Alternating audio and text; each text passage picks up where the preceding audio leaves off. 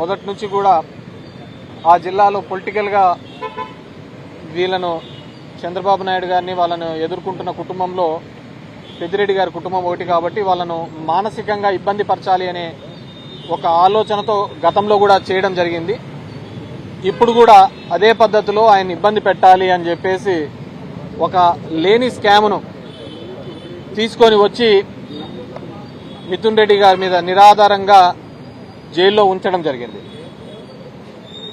పులివెందల్లో మొన్న ఎలక్షన్లలో జెడ్పీటీసీ ఎలక్షన్స్లో తెలుగుదేశం పార్టీ వీళ్ళు ప్రజాస్వామ్యంగా ఏ విధంగా జరిగిందని అంటున్నారో ఈరోజు మిథున్ రెడ్డి కేసులో కూడా మద్యం కేసులో కూడా అదేవిధంగా ముడుపులు అని చెప్పేసి అప్రజాస్వామికంగా జైల్లో నిర్బంధించడం జరిగింది.